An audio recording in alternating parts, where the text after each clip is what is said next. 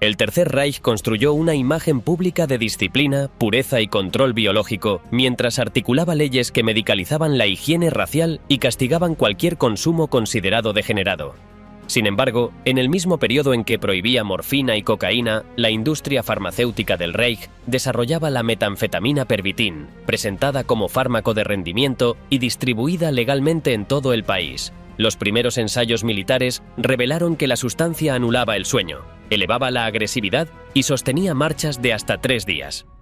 Millones de comprimidos circularon durante la Blitzkrieg. Paralelamente, en la cúspide del régimen, la vida diaria de Hitler quedó gobernada por inyecciones, opioides y estimulantes que marcaron su deterioro final en el búnker. Este documental explora cómo un Estado que predicaba pureza terminó dependiendo de una arquitectura química para operar. La Alemania pura que dependía de estimulantes. El nacionalsocialismo proyectó desde su origen una imagen pública de salud, disciplina y pureza, y convirtió esa estética en uno de los pilares de su propaganda. El régimen mostró desde 1933 una obsesión por eliminar cualquier elemento considerado veneno para el cuerpo social, una metáfora recurrente en su lenguaje político. Esta retórica se apoyó en una política antidroga extendida, que prohibió y castigó de manera severa el consumo de sustancias que habían sido habituales en la República de Weimar, en especial los opiáceos tradicionales como la morfina y la heroína, así como la cocaína, asociadas al envilecimiento urbano y a la supuesta decadencia moral de la época anterior. La prohibición se integró en un marco mayor, la idea de higiene racial. Bajo este concepto, los nazis declararon que las drogas eran venenos seductores, que desviaban al pueblo del único éxtasis legítimo, el nacionalsocialista, pues el régimen entendía sus propias movilizaciones y rituales como formas de exaltación colectiva que debían reemplazar cualquier alteración química de la conciencia. Así, el Estado comenzó a estigmatizar las sustancias como algo ajeno a la especie, un peligro externo que contaminaba la sangre alemana. En 1933 se aprobó una ley que permitía internar a los adictos por hasta 2 años, ampliables indefinidamente, y que imponía sanciones a médicos, derogaba el secreto profesional para registrar consumidores y desplegaba un sistema de fichas de control que podía decidir incluso la vida o la muerte de los evaluados. La política antidroga avanzó en paralelo con el antisemitismo. Juicios raciales y metáforas biológicas se fusionaron en publicaciones oficiales que describían a los judíos como agentes de intoxicación, vinculándolos a la supuesta proliferación de cocaína y morfina. El régimen difundió la idea de que las sustancias foráneas eran especialmente tóxicas, reforzando la noción de que el enemigo interno y el veneno químico eran indistinguibles. Esta narrativa justificó esterilizaciones forzosas, prohibiciones matrimoniales y, más tarde, asesinatos dentro de programas de eutanasia disfrazados de medidas médicas, donde algunos consumidores de drogas fueron clasificados como enfermos mentales criminales y eliminados mediante sobredosis o gases letales. Pero la contradicción estructural surgió cuando, mientras se perseguía con dureza a quienes consumían opiáceos o cocaína, el régimen abría la puerta al desarrollo de nuevos estimulantes sintéticos. La industria farmacéutica alemana, muy avanzada desde el siglo XIX, buscaba sustancias capaces de aumentar el rendimiento físico y mental. En este contexto, los laboratorios Temmler desarrollaron la metanfetamina llamada Pervitin, bajo el concepto de ser una sustancia potenciadora del rendimiento. El régimen aceptó con entusiasmo esta innovación, porque no se asociaba a la degeneración urbana, sino a la eficiencia, la energía y la disciplina, valores que encajaban con su proyecto político. Así, la droga prohibida se transformaba en herramienta estatal, aprobada y distribuida en masa pese a la retórica de pureza que proclamaba el rechazo absoluto a los estupefacientes tradicionales. La investigación que daría origen a esta metanfetamina alemana tomó forma cuando Fritz Hauschild, químico de los laboratorios Temmler, perfeccionó un compuesto estimulante que ya estaba en estudio desde mediados de los años 30. En el otoño de 1937 logró desarrollar un procedimiento nuevo para sintetizar la sustancia, un método que permitió obtenerla de manera más eficiente y con costes reducidos porque simplificaba la ruta química y aumentaba el rendimiento del producto final. El 31 de octubre de ese mismo año, Temmler registró ante la Oficina de Patentes del Reich la primera metilanfetamina alemana, una variante más potente que los revitalizantes conocidos hasta entonces, capaz de eclipsar incluso a la bencedrina estadounidense. El nombre comercial elegido fue Pervitin, marco con el cual la sustancia llegaría a difundirse ampliamente. La estructura molecular de esta nueva metanfetamina explicaba su potencial. Casi idéntica a la adrenalina, podía atravesar la barrera hematoencefálica sin dificultad y actuar de manera acumulativa en el sistema nervioso. Su mecanismo consistía en extraer dopamina y noradrenalina de las neuronas y liberarlas en las hendiduras sinápticas, desatando una comunicación intensa entre las células cerebrales. El resultado era una sensación de fuerza y lucidez, un estado enérgico y acelerado que el consumidor percibía como un aumento extraordinario de sus capacidades mentales y físicas. La duración del efecto superaba con frecuencia las 12 horas, pues la metanfetamina no solo liberaba neurotransmisores, sino que también impedía que el organismo los reabsorbiera rápidamente, prolongando la estimulación hasta niveles que podían dañar las neuronas y agotar su energía interna cuando se consumían dosis elevadas. A partir del registro de la patente, Temmler inició la fabricación masiva del compuesto.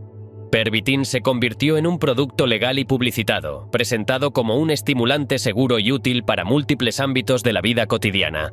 La empresa lanzó una campaña de promoción muy amplia, envases de diseño vistoso, envíos de muestras gratuitas a médicos y una estrategia orientada a que los propios facultativos probaran el medicamento antes de recetarlo a sus pacientes. Las cartas enviadas por la compañía incluían pastillas de muestra y solicitaban opiniones clínicas para delimitar mejor las indicaciones terapéuticas del producto. Médicos de Berlín y de todo el país recibieron estas comunicaciones, junto con postales para que remitieran sus impresiones directas tras consumir la sustancia. La publicidad presentada como información médica reforzaba la idea de que Pervitin era una píldora de eficiencia. Se describía como un estimulante de la mente y el sistema circulatorio, útil contra cansancio, narcolepsia, estados depresivos y convalecencias.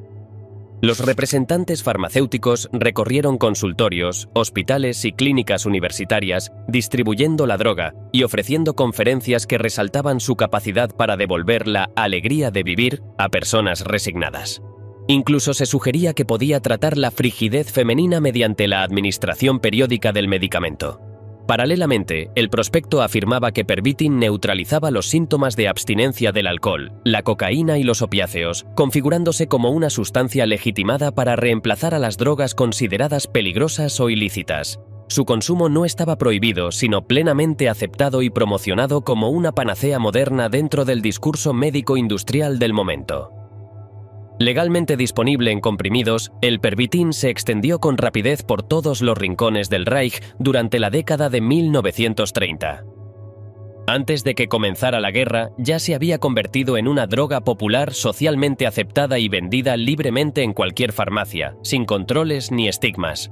Su consumo era tan amplio que la sustancia formaba parte de la vida cotidiana de sectores muy distintos, pues prometía lucidez, energía y resistencia en una sociedad que exaltaba el rendimiento como valor moral fundamental.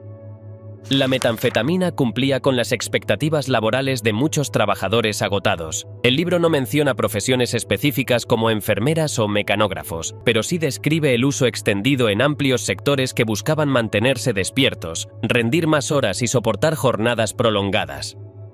La rapidez con la que la sustancia se vendió como churros muestra que quienes necesitaban energía constante encontraron en Pervitin una herramienta inmediata para responder a las exigencias crecientes del ritmo moderno. La disponibilidad sin receta antes de 1939 facilitó que lo consumieran profesionales sometidos a cansancio continuo, personas que realizaban tareas repetitivas, estudiantes y trabajadores de sectores que dependían de la vigilancia permanente, todos atraídos por la idea de una amina despertadora que ofrecía un estado de vigilia prolongado. Temmler impulsó esta normalización mediante una campaña agresiva de propaganda que describía la sustancia como un estimulante para la mente y el sistema circulatorio, útil contra el cansancio, la depresión y la narcolepsia. La empresa distribuía muestras gratuitas a médicos, visitaba consultorios y clínicas, ofrecía conferencias y presentaba el producto como una herramienta terapéutica moderna.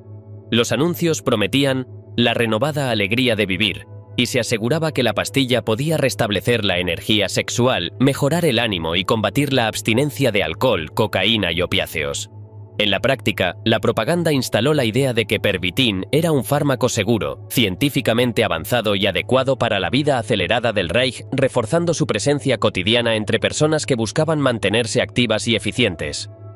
El entusiasmo por sus efectos no tardó en producir señales de alarma. Informes elaborados antes de la guerra mencionaban incrementos anormales de productividad en fábricas, donde la capacidad de rendimiento parecía elevarse de manera artificial y sostenida. Funcionarios sanitarios advirtieron que la población estaba convirtiéndose en un pueblo nervioso, con una resistencia extraordinaria pero sometido al riesgo de un colapso repentino si no encontraba descanso adecuado.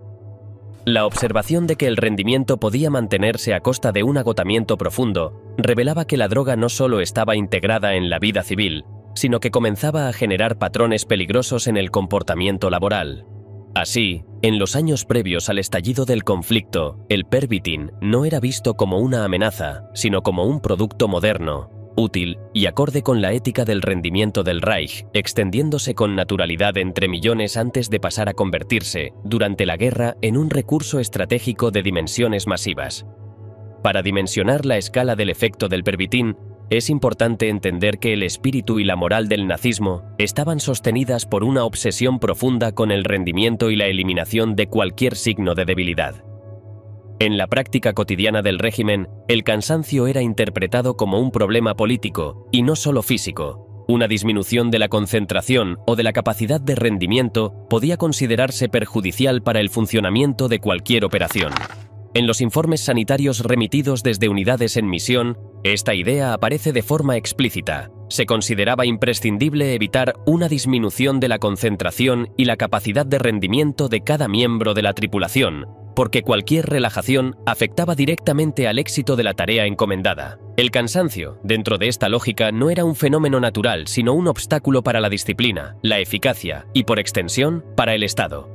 La creencia en que el cuerpo podía optimizarse químicamente se fue integrando de manera progresiva en esa psicología colectiva del rendimiento. Los médicos militares y oficiales sanitarios describían los efectos de la metanfetamina como una mejora tangible de la capacidad de trabajo, del ánimo, de la atención y del impulso laboral. Los informes de campaña destacan que la droga permitía funcionar sin síntomas de agotamiento hasta la conclusión de la misión, lo que reforzaba la idea de que las limitaciones físicas podían superarse mediante intervenciones químicas oportunas. El lenguaje empleado por los propios mandos reflejaba esta mentalidad. La sustancia aportaba el suplemento energético necesario para mantener activo al soldado durante marchas nocturnas, maniobras prolongadas o combates de intensidad continua. Esta percepción se combinó con la convicción pseudocientífica de que el organismo podía someterse a estados de excepción controlados. Los informes describían euforia, aumento de la capacidad de atención, sensación de frescura, impulsos trabajadores intensos y una supresión artificial del hambre y el sueño, todo ello interpretado no como un riesgo, sino como un indicador de eficacia. La sustancia permitía trabajo realizado sin problemas, mantenía la máxima disciplina y generaba mucho dinamismo, incluso durante jornadas de 3 días y 3 noches sin descanso, lo que consolidaba la noción de un cuerpo químicamente perfeccionable y adaptable a exigencias extremas. Sobre esta base, se construyó la imagen del soldado como una máquina perfeccionable, capaz de sostener esfuerzos continuos con la ayuda de estimulantes. La metanfetamina se convertía así en un componente de ingeniería humana, una herramienta para sostener rendimiento, obediencia y capacidad operativa. Un oficial sanitario llegó a afirmar que una tropa provista de pervitina era superior a cualquier otra, porque podía mantener a cada miembro a punto incluso en condiciones de máxima exigencia física y psicológica. En este marco, la frontera entre el cuerpo biológico y el artefacto militar se difuminaba. La química se integraba en la doctrina del esfuerzo total, reforzando la ilusión de que el soldado podía ser optimizado indefinidamente. En esa atmósfera, donde la exigencia era absoluta y la debilidad equivalía al fracaso, la dependencia química no surgió como un accidente, sino como una consecuencia natural del sistema. Los altos mandos, sometidos a tensiones constantes, recurrían cada vez más a las ayudas farmacológicas que circulaban discretamente en los búnkeres y cuarteles generales, donde todo debía funcionar a un ritmo implacable. El acceso privilegiado a preparados potentes, administrados en el momento justo, transformaba la fatiga extrema en un estado de euforia puntual que permitía seguir adelante con la apariencia de control y claridad que el líder exigía de quienes lo rodeaban. Blitzkrieg con metanfetamina, la máquina militar que no dormía. Pero este efecto, tan sintomático del nazismo, pronto escaló hacia el ámbito militar. Fue el fisiólogo militar Dr. Otto Ranke, director del Instituto de Fisiología de Defensa de la Academia de Medicina Militar, el responsable de transformar el Pervitin en un recurso científico para el ejército. Sus documentos internos y conferencias no pronunciadas revelan que, desde 1938 y especialmente en 1939, comenzó a estudiar de forma sistemática el efecto de la metanfetamina en soldados jóvenes. En los primeros informes dirigidos al Grupo de Estudio C, Ranke explicaba sus observaciones preliminares sobre los cambios de resistencia y concentración en reclutas sometidos a pruebas de esfuerzo prolongadas, marchas extensas y tareas que exigían vigilancia continua. Las cartas y anotaciones conservadas muestran cómo se iban consolidando sus conclusiones. En su discurso interno titulado Leistungssteigerung durch ärztliche Maßnahmen de febrero de 1939, afirmaba que tanto él como sus ayudantes podían comprobar de manera directa que bajo los efectos de la pervitina se acometían los trabajos con pasión y que incluso las tareas más difíciles se volvían más fáciles de iniciar y completar. Esta constatación no era una declaración propagandística, surgía de la observación sistemática de reclutas y personal militar que ejecutaban pruebas bajo supervisión médica, lo que convirtió a Ranke en el primer promotor científico de la metanfetamina dentro de la Wehrmacht. La experimentación formal se intensificó a medida que avanzaba 1939. Las anotaciones del diario de guerra de Ranke y los informes enviados a distintos mandos médicos describían resultados consistentes. Los reclutas mostraban disminución del cansancio, mantenimiento de la concentración durante jornadas anormalmente largas y una notable capacidad para seguir operando sin descanso. Todo ello confirmaba lo que Ranke interpretaba como una ventaja fisiológica decisiva en condiciones de combate o marcha acelerada, especialmente cuando el ejército necesitaba sostener movimientos continuos durante días enteros sin detenerse a dormir. A comienzos de 1940, las conclusiones médicas estaban ya sistematizadas. En un informe del Instituto de Fisiología de Defensa fechado el 8 de abril de ese año, se sintetizaban los hallazgos. La pervitina suprimía la fatiga, permitía mantener la iniciativa en situaciones prolongadas y generaba un aumento del rendimiento sin síntomas inmediatos de agotamiento. Otros informes enviados a Ranke añadían que la sustancia neutralizaba el miedo, reducía la duda y atenuaba la sensación de peligro, produciendo un estado psicológico que facilitaba la obediencia operativa y la perseverancia incluso bajo situaciones de estrés extremo. Por estas razones, varios comandantes médicos recomendaron formalmente su uso como fortificante en unidades enteras antes de misiones críticas. Con la conclusión oficial entregada, aceptada y ratificada en los documentos dirigidos a Ranke, se consolidaba la posición del Pervitin dentro de la ciencia militar del Reich, una sustancia capaz de eliminar los límites naturales del cuerpo y de la mente, destruyendo la fatiga, el miedo y la vacilación, y convirtiendo a los seres humanos en supersoldados, lo más cercano a la idea del Übermensch de Nietzsche que inspiró parte de la ideología de Hitler. Así, el Pervitin se convirtió en un recurso para la guerra, como la comida, el agua o las municiones. Cuando comenzó la campaña de Polonia en 1939, el ejército alemán ya había ensayado el uso experimental de Pervitin durante la entrada en los Sudetes en 1938, donde se registraron las primeras experiencias positivas con pervitina en una misión militar. Ese antecedente alentó a los mandos médicos del Reich a emplear la droga de manera más sistemática, especialmente en unidades que debían sostener desplazamientos prolongados, como las de reconocimiento y las fuerzas mecanizadas que abrían paso a los Panzer. La metanfetamina se integró como recurso fisiológico en aquellas tareas en las que el sueño, definido por Ranke como un enemigo peligroso, podía comprometer la precisión y la rapidez de los movimientos iniciales de la Blitzkrieg. Los informes que Ranke recibía desde las unidades avanzadas confirmaban el patrón observado en laboratorio. El Pervitin permitía mantener a los soldados en estado operativo durante periodos extraordinarios. Varios reportes describían que los hombres funcionaban sin síntomas visibles de agotamiento y que la iniciativa se mantenía incluso después de largas horas de actividad continua. La droga era vista como una ayuda decisiva para evitar la disminución de la concentración en tareas críticas de conducción, vigilancia o avance rápido, factores determinantes en las primeras fases de la guerra relámpago.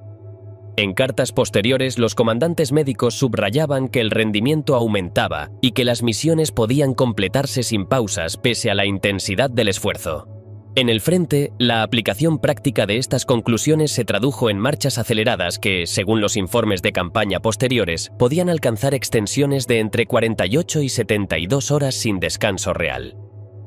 Aunque los documentos citados para Polonia no detallan una cifra exacta en ese teatro de operaciones, sí describen la capacidad de las tropas dopadas para funcionar sin síntomas de agotamiento hasta la conclusión de la misión. Un comportamiento que los médicos interpretaban como resultado directo del uso regular de la metanfetamina. La evidencia acumulada en esas semanas llevó a la convicción de que el ejército debía abastecer a las unidades móviles con reservas amplias de pastillas antes de cualquier marcha nocturna o secuencia de combate prolongado. Los reportes médicos enviados a Ranke también registraron modificaciones conductuales claras. Algunos destacaban estados de hiperalerta y una vigilancia inusualmente elevada. Otros mencionaban impulsos fuertes de iniciativa que, aunque útiles para mantener el ritmo ofensivo, podían rozar el exceso de confianza. En ciertos casos, se describía que los hombres mostraban un empuje agresivo acentuado, especialmente cuando la falta de sueño comenzaba a mezclarse con los efectos residuales de la droga. Estas observaciones llevaron a varios oficiales médicos a recomendar precaución, aunque sin cuestionar la utilidad general del estimulante. La presión operativa favorecía el criterio de seguir aplicándolo, incluso con esos efectos colaterales. Para finales de 1939, el Pervitin había pasado de ser una curiosidad farmacológica a convertirse en un componente integral de la maquinaria militar alemana. Polonia se transformó, sin designarlo así oficialmente, en el primer laboratorio bélico donde se comprobó que la guerra moderna, compuesta por maniobras rápidas, mecanizadas y basadas en el movimiento continuo, podía acelerarse aún más mediante una química que anulaba el cansancio y afilaba la agresividad operativa del soldado. El éxito en Polonia fue tal que la injerencia del Pervitin no hizo más que aumentar en la batalla. La ofensiva contra Francia en 1940 marcó el punto en que el uso militar del Pervitin dejó de ser experimental para convertirse en un componente estructural de la Blitzkrieg. La Wehrmacht, convencida de que la metanfetamina era una herramienta decisiva para sostener operaciones continuas, solicitó cantidades enormes del estimulante. Las fuentes del archivo militar citadas en el libro registran pedidos de decenas de millones de comprimidos destinados a abastecer a todas las ramas del ejército durante la campaña, lo que convirtió al Pervitin en un suministrador químico de energía para unidades mecanizadas, motorizadas y de reconocimiento, encargadas de mantener un ritmo de avance sin precedentes en la historia militar moderna. La difusión masiva del estimulante se reguló mediante un conjunto de órdenes médicas y logísticas que formaban parte del Stimulantenerlass, el decreto que normaba su uso. En este documento, según los informes citados por Ranke y enviados a los altos mandos sanitarios, se especificaban las dosis adecuadas para cada jornada de operación prolongada, estableciendo pautas para evitar que el agotamiento natural de los soldados redujera la velocidad del avance. La administración nocturna estaba recomendada como práctica estándar, pues la noche era el momento en que la somnolencia amenazaba con interrumpir el impulso ofensivo, y la droga permitía neutralizar ese descenso fisiológico sin necesidad de detenerse. También se indicaban criterios para superar barreras psicológicas en combate. El estimulante debía emplearse para mantener la iniciativa durante situaciones de desgaste, cuando el miedo o la duda podían frenar una maniobra crítica. En las directivas médicas remitidas a la Academia Militar se enfatizaba que la pervitina adquiría una importancia especial en actividades prolongadas con poco desgaste físico pero alto riesgo de adormecimiento, como conducir largas distancias o pilotar aviones en misiones extendidas, donde el sueño era considerado un enemigo operativo que debía ser suprimido químicamente. El efecto combinado de estas medidas se manifestó en el terreno de manera espectacular. Durante la ofensiva, numerosos comandantes informaron de rendimientos de marcha extraordinarios. El inspector sanitario Waldmann elogió el avance alemán destacando los 60 a 80 kilómetros diarios que podían recorrer las tropas, logro que atribuía al aumento del rendimiento observado en esos días. El diario de campaña recogía escenas de unidades motorizadas que se desplazaban a velocidad vertiginosa, sin pausas, impulsadas por la resistencia artificial que les proporcionaban las tabletas suministradas antes de cada tramo nocturno.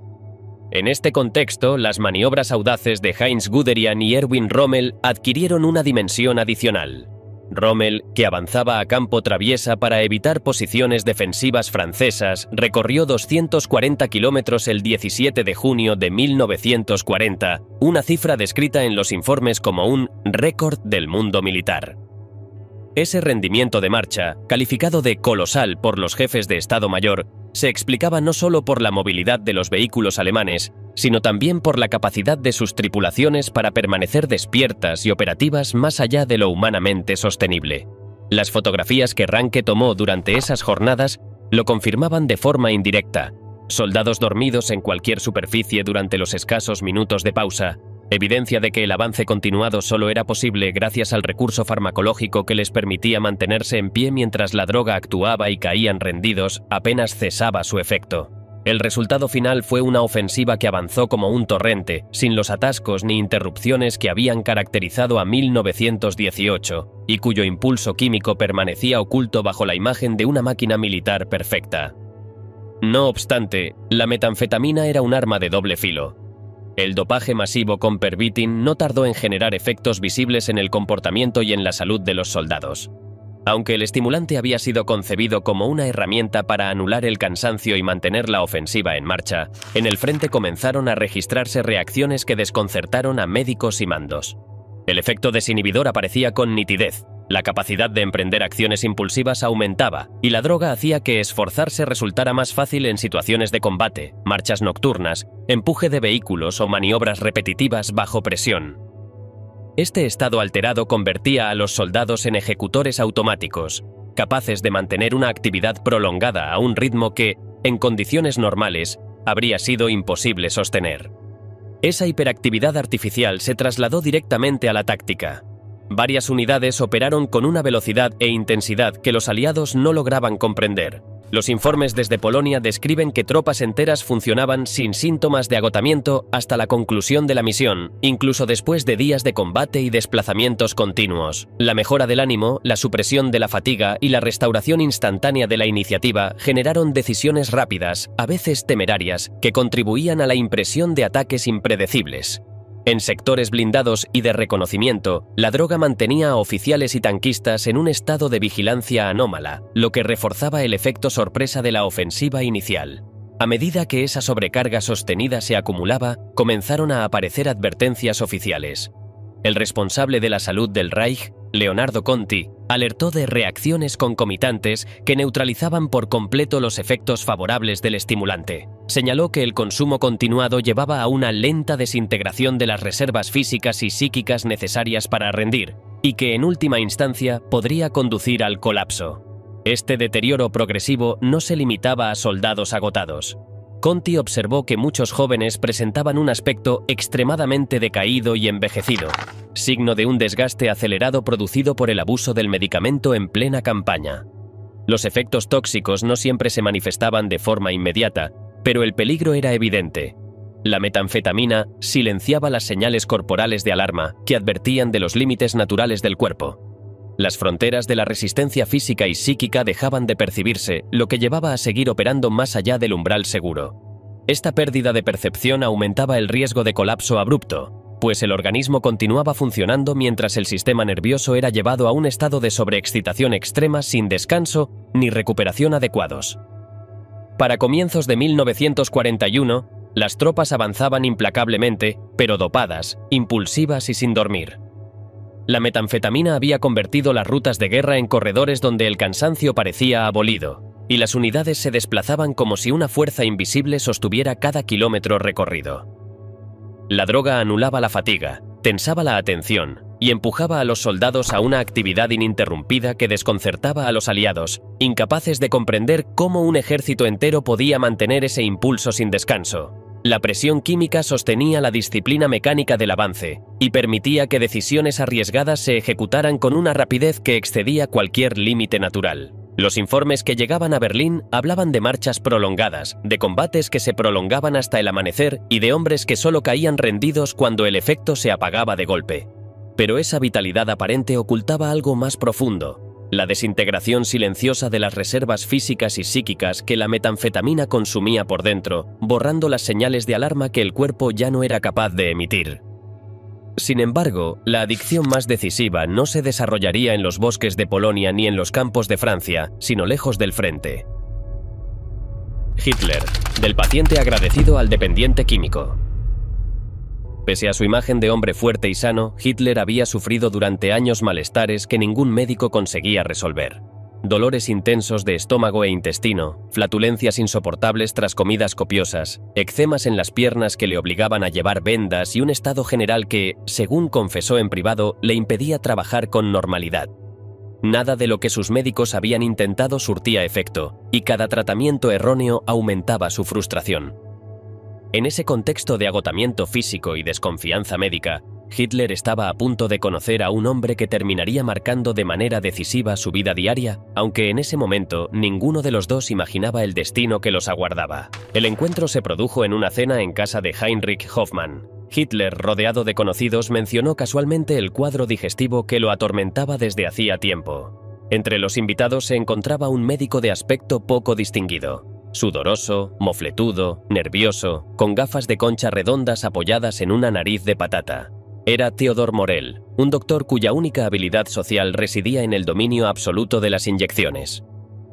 Mientras Hitler describía sus síntomas, Morell aguzó los oídos y sugirió un tratamiento poco común que podría ayudarlo. La reacción del Führer fue inmediata.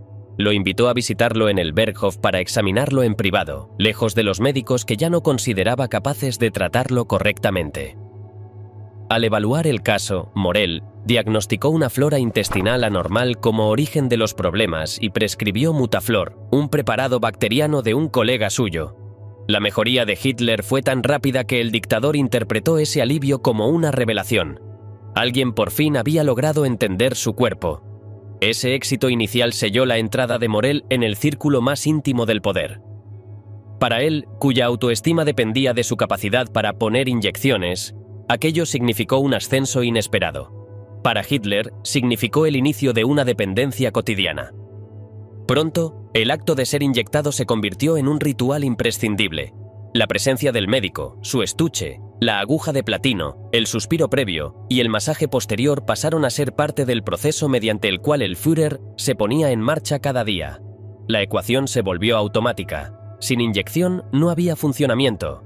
Y así, sin que ninguno de los dos lo advirtiera del todo, empezaba a formarse una relación que evolucionaría hacia una dependencia absoluta. En el verano de 1941, los registros médicos de Morell muestran un cambio en la intensidad de los tratamientos aplicados a Hitler. Las anotaciones del 8 de agosto de 1941 destacan varias administraciones de preparados como Gliconorm, cuya composición se detalla en el legado de Morell y que aparece repetidamente en la agenda clínica de ese mes. Durante esas semanas, Morell recurrió no solo a tónicos complejos, sino también a métodos que se alejaban de la medicina convencional. En agosto aplicó sanguijuelas debajo de la oreja de Hitler, un remedio tradicional destinado a reducir la inflamación. El propio Führer le iba pasando los animales desde el frasco, mientras Morell los colocaba con los dedos porque las pinzas no funcionaban adecuadamente. El procedimiento provocó un sangrado prolongado que obligó a Hitler a cubrir la zona con esparadrapos y a omitir la cena debido a la herida abierta. A lo largo de estas entradas del cuaderno médico, aparece también la reiteración de sustancias como extractos exóticos y preparados energéticos, todos administrados con breves intervalos entre una aplicación y la siguiente. La secuencia registrada entre el 8 y el 27 de agosto marca el aumento progresivo de intervenciones destinadas a sostener el rendimiento físico del Führer en plena campaña del Este, sin que los registros indiquen modificaciones externas en el tratamiento más allá de la creciente frecuencia de las aplicaciones.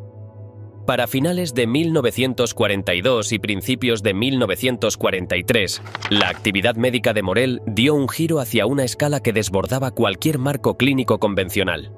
Su creciente acceso a recursos biológicos y su ambición empresarial transformaron las terapias aplicadas a Hitler en un proceso de experimentación continua, alimentado por sustancias cada vez más complejas.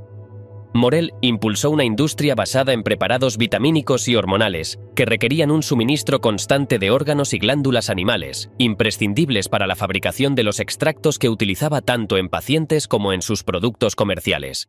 La expansión de este modelo coincidió con el control de una fábrica arianizada en Olomouc, en la Checoslovaquia ocupada. El inmueble, confiscado previamente a sus propietarios judíos y adquirido con intervención directa de Hitler, se convirtió en el principal centro de producción de la firma Hama, desde donde se elaboraban tónicos, preparados metabólicos, vitaminas y mezclas hormonales de origen animal.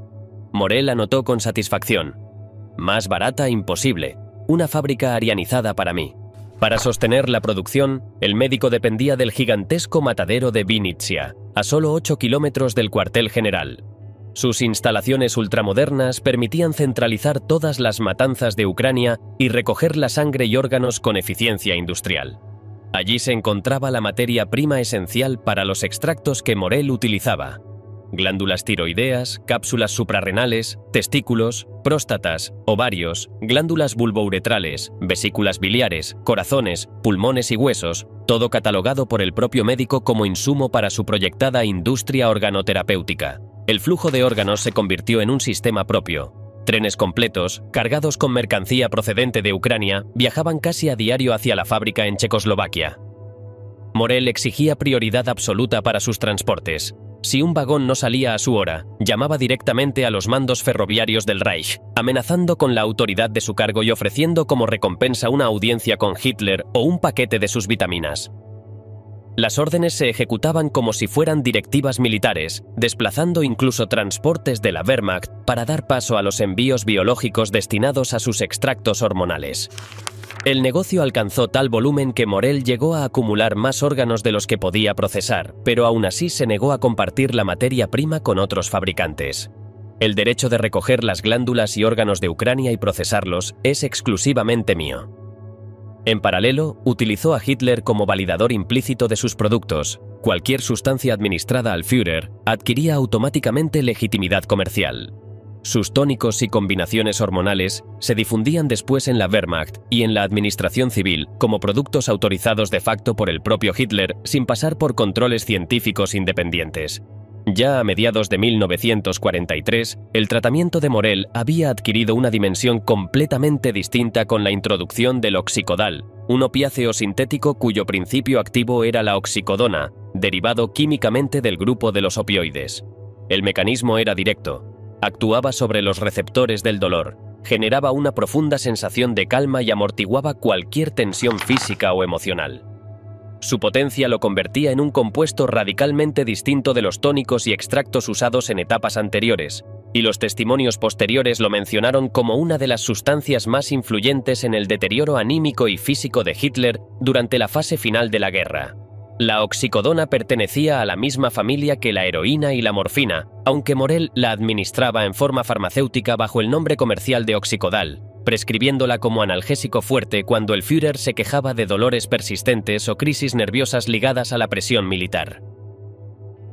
La influencia de la droga comenzó a percibirse en las reuniones de alto nivel. Diversos observadores describieron episodios en los que Hitler aparecía más rígido, con un tono de voz amortiguado y reflejos lentos, especialmente durante encuentros diplomáticos. Uno de los momentos más comentados en los testimonios indirectos fue su reunión con Mussolini en 1943. Se menciona que Hitler se encontraba bajo los efectos de inyecciones recientes, administradas para estabilizarlo antes de conversar con el líder italiano, lo que alteraba la percepción de quienes lo rodeaban acerca de su energía habitual. La droga favorecía una calma tensa, pero también una desconexión emocional que sorprendía a quienes conocían su estilo vehemente en años anteriores. La documentación de Morell refleja que estos preparados se aplicaban en momentos de tensión política o militar, cuando Hitler necesitaba presentarse estable ante sus interlocutores. El consumo seguía un ritmo marcado. Morell alternaba días de administración con días de pausa, un patrón típico de tratamientos opiáceos que buscaban evitar la tolerancia inmediata. Sin embargo, las anotaciones del médico muestran repeticiones frecuentes en periodos breves, lo que indica que Hitler solicitaba alivio con intervalos cada vez más cortos. Esta alternancia no impedía el desarrollo de un hábito. Los registros destacan la necesidad creciente de recurrir al analgésico cuando el Führer enfrentaba crisis de dolor o momentos de estrés severo, especialmente tras derrotas militares. Dentro de ese proceso, Morell se convirtió en una figura indispensable. Era el único que controlaba las dosis, el único que sabía qué combinación se aplicaba cada día y el único autorizado para intervenir cuando Hitler sufría efectos secundarios o exigía un refuerzo inmediato. El cóctel extremo, cuando Hitler mezcló cocaína con opioides. El intento de asesinato en la guarida del lobo interrumpió de forma abrupta la rutina médica que rodeaba a Hitler y reveló hasta qué punto su estado físico dependía de intervenciones constantes. La explosión lo alcanzó a corta distancia y sus efectos fueron inmediatos. Según los informes médicos de los días posteriores, sufrió trauma acústico severo, con ambos tímpanos dañados y dolor persistente que afectaba su equilibrio y audición. Además, pequeñas astillas y fragmentos procedentes de la mesa y del revestimiento de la sala quedaron incrustados en diversas zonas de su piel, lo que obligó a intervenciones sucesivas para retirarlos. El malestar aumentaba con los zumbidos constantes en los oídos y con episodios de mareo que se prolongaron durante semanas, dejando claro que la onda expansiva había impactado directamente en la estructura interna del oído. Ante este cuadro, llegó al cuartel el Dr. Erwin Gissing, especialista en otorrinolaringología, llamado para evaluar el daño auditivo y controlar el dolor. En sus informes aparece la descripción minuciosa del estado del Führer y de los procedimientos empleados para aliviarlo. Entre ellos destaca la introducción de cocaína líquida medicinal, aplicada como analgésico local dentro de la nariz y en la zona afectada para reducir la inflamación, calmar el dolor y permitirle continuar con sus actividades diarias. Gissing señalaba que Hitler reaccionaba fuertemente a la sustancia, lo que obligó a ajustar la dosis en varias ocasiones. En una de las aplicaciones, Hitler pidió al especialista que aumentara la cantidad alegando que tenía cosas importantes que hacer. Gissing obedeció, pero la reacción fue desproporcionada. El Führer perdió el conocimiento y estuvo a punto de sufrir una parálisis respiratoria, según el testimonio clínico del propio otorrinolaringólogo. El episodio evidenció la extrema sensibilidad del paciente a la droga y el riesgo de sobredosis incluso en un contexto de uso médico controlado, dejando a Gissing en una posición delicada ante el resto del entorno sanitario y político que supervisaba la recuperación de Hitler. El uso de cocaína líquida medicinal aplicado por el Dr. Gissing tras el atentado produjo en Hitler una reacción inmediata que el propio especialista dejó registrada. En cuanto la solución fue administrada en la nariz, el Führer experimentó una recuperación súbita del estado de alerta. Los síntomas de dolor disminuyeron con rapidez, la presión en el oído se volvió más tolerable y su conducta pasó de la fatiga visible a una agitación lúcida, descrita por el médico como un efecto rápido y llamativo. La mejora momentánea lo llevaba a comportarse con una seguridad reforzada, un modo de actuar que contrastaba con el deterioro físico que arrastraba tras la explosión. Ese alivio repentino le resultó tan atractivo que comenzó a pedir la repetición de la dosis. Gissing anotó que Hitler reclamaba más cocaína argumentando que tenía cosas importantes que hacer y que deseaba seguir funcionando sin que el dolor o el mareo lo interrumpieran. La petición directa del paciente colocaba al médico en una situación comprometida, pues debía calcular la cantidad sin sobrepasar el umbral seguro. En una de estas ocasiones, el aumento solicitado por Hitler llevó a un episodio crítico. Tras aplicar la dosis reforzada, el Führer perdió el conocimiento y estuvo a punto de sufrir una parálisis respiratoria, tal como dejó constatado el especialista. La reacción reveló cuán intensa era la respuesta del organismo a la cocaína y la facilidad con la que un estímulo que le producía momentánea lucidez podía volverse fisiológicamente peligroso. Gissing debió ajustar las dosis con extrema cautela después de aquel incidente, aunque Hitler siguió pidiendo el analgésico nasal por la sensación momentánea de recuperación que le proporcionaba. Después del atentado de julio de 1944, cuando intentaron asesinar a Hitler con una bomba en la Guardia del Lobo durante el Plan Valkyria, la relación médica alrededor de Hitler se fracturó. El Dr. Gissing, recién incorporado como especialista ENT, empezó a percibirse a sí mismo como la figura profesional adecuada para asumir el control del tratamiento del Führer. Su motivación principal era desplazar a Morell, a quien consideraba un médico de métodos dudosos, excesivamente involucrado en prácticas comerciales y carente de rigor clínico. Los informes de Gissing dejan ver un desdén creciente hacia las inyecciones diarias de Morell, a las que atribuía parte del deterioro fisiológico del paciente. Su intención era ganar autoridad en el entorno del Führer, demostrando que él podía ofrecer un tratamiento más racional y seguro que el de su rival.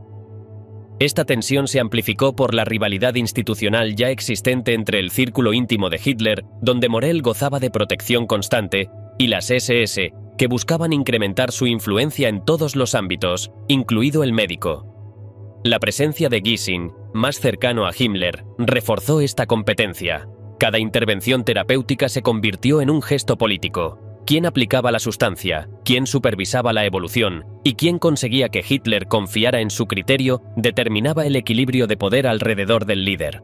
En ese clima, los tratamientos comenzaron a superponerse. Mientras Gissing aplicaba cocaína líquida medicinal para aliviar el dolor nasal y la presión auditiva, Morell continuaba administrando sus opiáceos y tónicos fuertes, entre ellos el oxicodal, utilizados para estabilizar a Hitler durante reuniones o episodios de malestar. El resultado fue que en ciertos días el Führer recibía sustancias de ambos médicos con intervalos muy breves, generando una coexistencia química que el propio Gissing describió como problemática. La cocaína provocaba estados de lucidez intensa y agitación repentina, mientras que los preparados de Morell tendían a producir calma profunda, somnolencia o una sensación de alivio pesado. Las consecuencias fisiológicas aparecieron pronto. El episodio en el que Hitler perdió el conocimiento tras la aplicación de cocaína muestra cómo su organismo respondía de manera desproporcionada a estimulantes fuertes, especialmente cuando coincidían con analgésicos potentes administrados por Morell. Estas oscilaciones se manifestaban como fluctuaciones abruptas entre hiperactividad y agotamiento, dificultad para mantener la voz estable, irritabilidad creciente y periodos de respiración comprometida. Incluso la psicología del Führer estaba combinado y pasaba factura por el cóctel de medicamentos. Los testimonios de la época señalan cambios que desconcertaban a su entorno. Momentos de seguridad excesiva seguidos por caídas bruscas en el ánimo, reacciones desmedidas ante pequeñas contrariedades y una necesidad urgente de intervenciones médicas consecutivas. Para ambos médicos, cada uno desde su campo, esto se convirtió en un punto de fricción. Cada episodio era interpretado como consecuencia de la sustancia administrada por el otro. La convivencia forzada de estos tratamientos marcó la etapa final de la disputa, mientras el Führer dependía de ambos médicos sin que ninguno pudiera imponer por completo su criterio. Cuando el efecto del leucodal se desvanecía, Hitler comenzaba a sufrir temblores, al principio intermitentes y luego constantes, especialmente desde las últimas semanas de 1944. Los informes médicos y las observaciones del entorno coincidían en que este síntoma se había convertido en el rasgo visible dominante. Hitler intentaba dominar las convulsiones tensando los músculos, pero el esfuerzo solo agravaba la situación. La figura rígida y controlada del pasado desapareció. En su lugar surgieron vibraciones nerviosas que recorrían brazos, manos y en ocasiones el torso entero. Morell anotó casos como temblor agudo en la mano izquierda, seguido de manifestaciones crecientes en la mano derecha.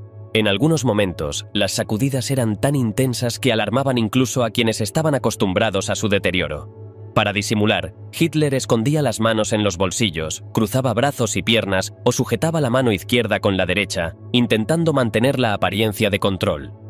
Los trastornos motores se hicieron evidentes: rigidez, posturas forzadas y una marcha alterada que algunos observadores interpretaron como parte de un estado físico general ya comprometido.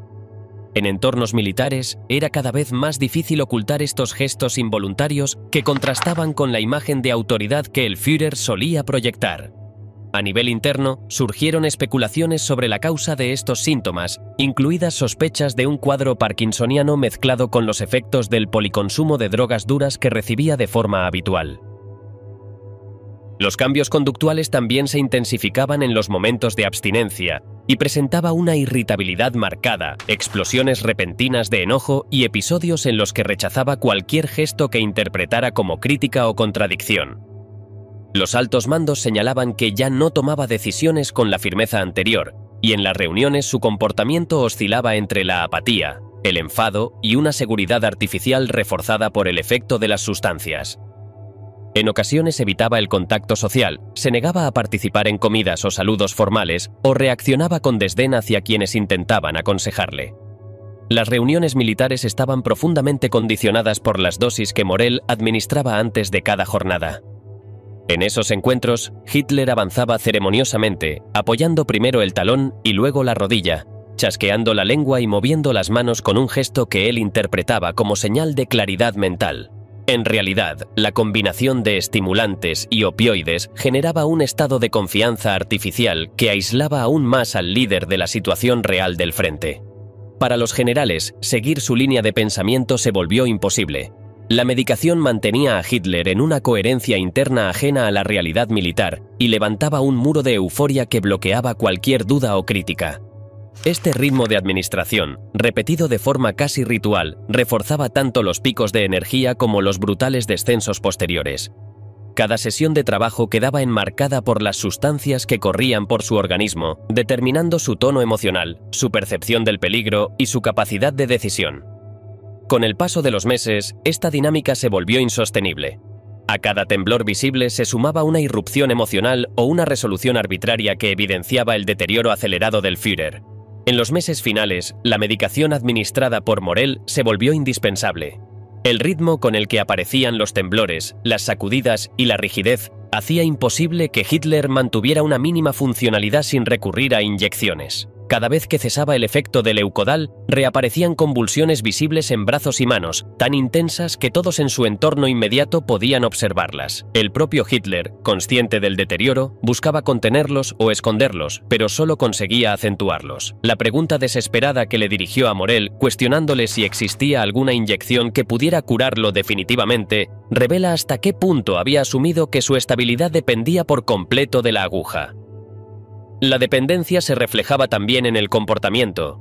Los periodos en que la droga estaba activa producían un estado de confianza artificial que lo aislaba de la realidad e impedía cualquier cuestionamiento externo, mientras que la caída posterior desencadenaba temblores y un marcado desgaste físico. Los generales que intentaban mantener reuniones regulares constataban que el Führer no estaba en condiciones de tomar decisiones con la firmeza de antes. La impresión general era la de un mando incapaz de sostenerse sin el sostén químico que Morell proporcionaba. Este deterioro contribuyó al aislamiento casi total de Hitler respecto del resto del alto mando. Se retiraba de las comidas, evitaba el contacto social y prefería permanecer en su cabaña, saliendo solo al amparo de la noche. La distancia física acompañaba la distancia mental. Los informes militares llegaban filtrados o maquillados, en parte porque ya nadie esperaba que pudiera enfrentarse a la crudeza de la situación. Los oficiales percibían que cualquier exposición a la realidad provocaba irritación o reacciones impulsivas, y el círculo de personas autorizadas a acercarse a él se redujo drásticamente. El derrumbe químico, abstinencia, colapso y muerte en el búnker. El suministro de drogas fuertes para Hitler entró en crisis en diciembre de 1944, cuando los bombardeos aliados golpearon con fuerza la industria alemana. Entre los ataques de ese mes estuvo la ofensiva sobre Estrasburgo y la presión creciente sobre la frontera del Reich, lo que afectó directamente la cadena de aprovisionamiento farmacéutico que Morell utilizaba para sostener al Führer. En esos días, Hitler experimentaba las mayores tensiones nerviosas de su vida y reclamaba constantemente inyecciones que lo mantuvieran en pie, pero la infraestructura que permitía obtener opioides comenzaba a colapsar. El 4 de diciembre de 1944, Morell registró que había querido interrumpir las inyecciones, pero Hitler las exigió nuevamente. Esa noche aún pudo administrarle Leukodal intravenoso, evidenciando que el analgésico seguía disponible por el momento. Sin embargo, la anotación marca uno de los últimos episodios en los que pudo emplearlo con normalidad. A medida que los bombardeos avanzaban y las rutas se quebraban, Morell se vio obligado a recorrer farmacias en un Berlín cada vez más destruido. Su labor consistía en buscar sustitutos, frascos aislados o restos de preparados que pudieran suplir la ausencia de opioides fuertes. En sus notas se refleja la angustia por mantener a Hitler estabilizado, especialmente cuando los espasmos reaparecían con intensidad y las reuniones militares exigían que el Führer estuviera fresco para bajar del tren o recibir informes críticos.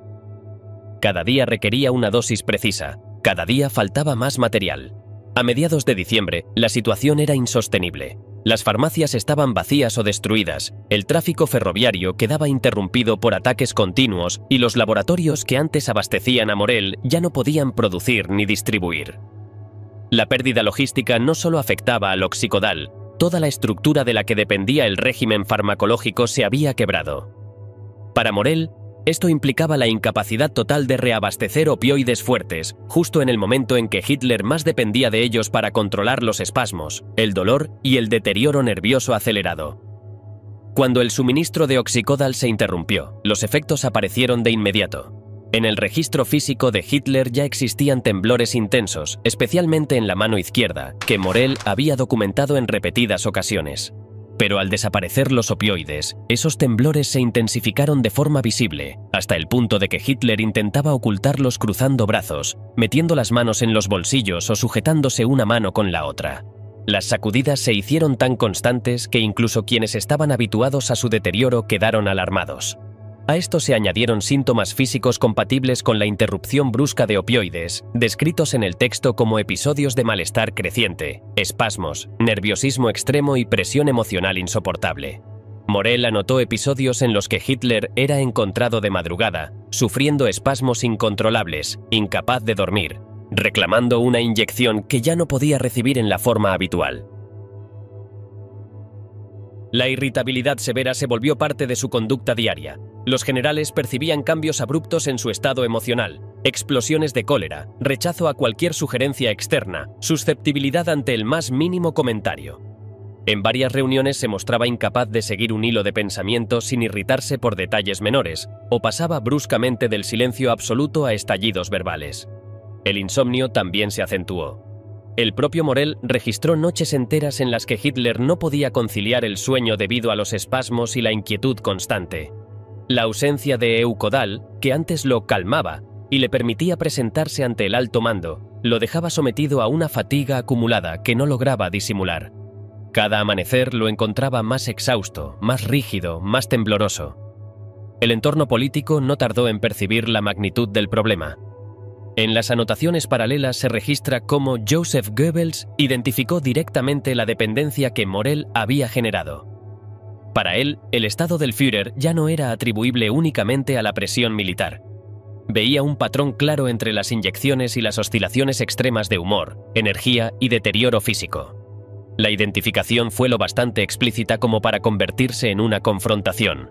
Goebbels acusó abiertamente a Hitler de estar sometido a una adicción inducida por su médico personal, señalando la relación entre los espasmos, la rigidez y la ausencia del opioide que antes lo estabilizaba.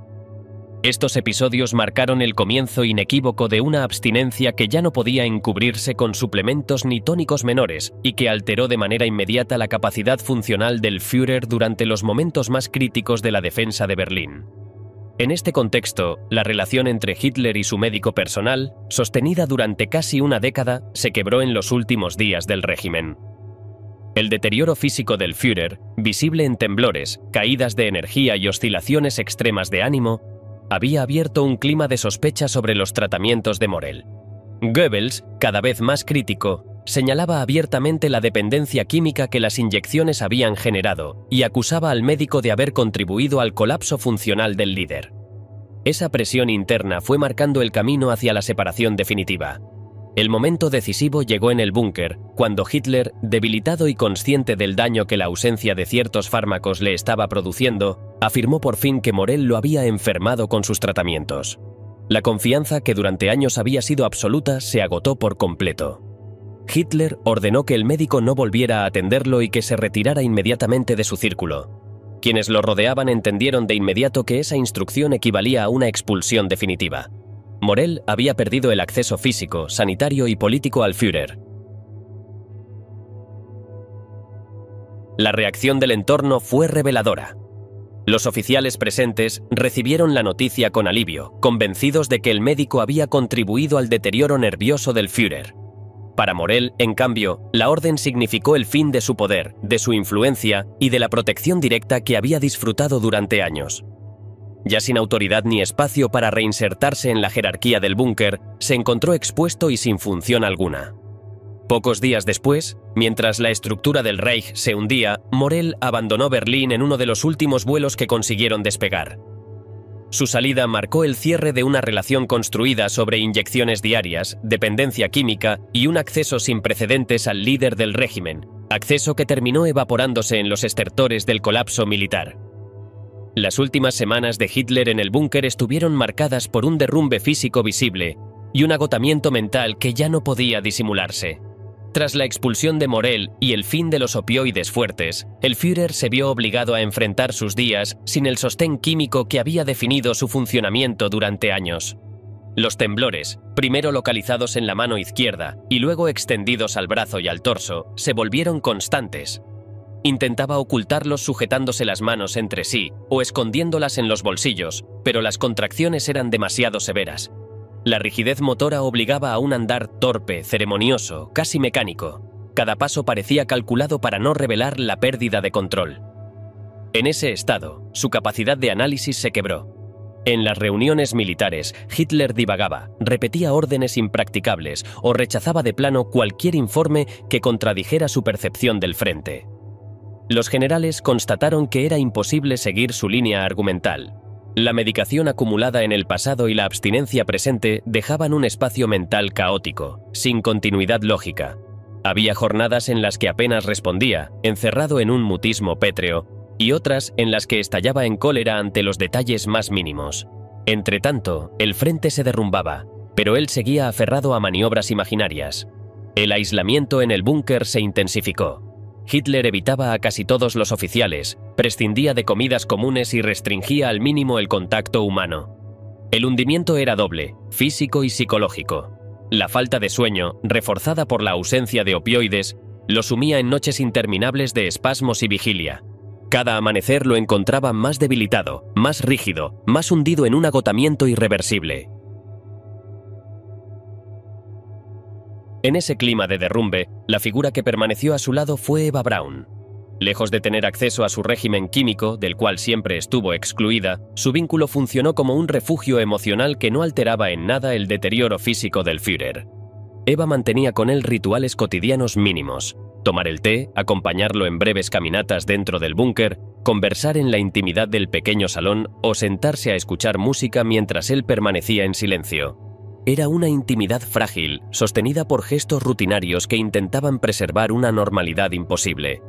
Eva Braun nunca participó ni compartió las sustancias que definían el funcionamiento de Hitler. Su presencia era enteramente emocional, compañía, cuidado y un intento de mantener al Führer anclado a lo cotidiano mientras el entorno se desmoronaba. Ella lo veía temblar, perder equilibrio, aferrarse a muebles para caminar, veía la fatiga en sus ojos y la incapacidad para sostener una conversación larga. Aún así, permanecía a su lado, un testigo silencioso de un colapso que no podía detener. Cuando llegó el final, Hitler era ya una figura profundamente debilitada, lejos de la imagen que el régimen había construido durante años. Los temblores que Morell había documentado desde finales de 1944 se habían convertido en sacudidas constantes que recorrían brazos y manos, visibles incluso cuando intentaba ocultarlas cruzando los brazos o sujetándose las extremidades. Su marcha rígida, el rostro agotado y la incapacidad de mantener el equilibrio sin apoyarse en muebles mostraban un cuerpo químicamente exhausto, privado de los opioides que antes lo estabilizaban y sometido ahora a un deterioro que avanzaba sin freno. A ese colapso físico se sumó la quiebra mental. En las reuniones finales, Hitler no lograba sostener una línea de pensamiento. Saltaba de ideas inconexas a órdenes impracticables, rechazaba informes militares basados en hechos comprobables y se refugiaba en maniobras imaginarias que ya no tenían relación con la situación real. Los generales, incapaces de seguir su razonamiento, constataban que la desconexión del frente era total. La caída del cuerpo encontraba su reflejo en la caída de la mente. Espasmos, insomnio, irritabilidad extrema y una resistencia cada vez menor a cualquier estímulo externo. El derrumbe del Führer avanzaba en paralelo al del régimen. Berlín ardía bajo los bombardeos, las líneas de abastecimiento se habían quebrado y ni siquiera Morell podía obtener los compuestos que durante años habían sostenido artificialmente la energía del líder. La desaparición del oxicodal y el hundimiento logístico dejaron a Hitler sin el andamiaje químico que había mantenido su funcionamiento en los últimos años. El régimen, como su conductor, ya no podía sostenerse. Ambos se desmoronaban de manera simultánea, uno en los mapas del frente, el otro en su sistema nervioso. En el búnker, la ruptura entre propaganda y realidad era absoluta. El Führer, que la maquinaria del Reich aún intentaba presentar como firme, decidido e infalible, estaba ahora reducido a una figura temblorosa, aislada y presa de su deterioro físico. Ya no quedaban discursos ni imágenes capaces de disimular lo que era evidente para todos los presentes. El mito construido durante más de una década se había fracturado, y detrás quedaba un cuerpo agotado por años de tratamientos, estimulantes, tónicos, analgésicos y opioides que habían definido su vida cotidiana. Hitler murió en ese estado, debilitado, tembloroso, desconectado de la realidad militar y completamente dependiente, aunque ya sin acceso, del régimen químico que lo había acompañado hasta el colapso. Su final, reflejo fiel de la degradación del régimen, marcó el punto en que la ficción propagandística quedó definitivamente expuesta frente a la ruina física y política que se manifestaba sin posibilidad de ocultamiento.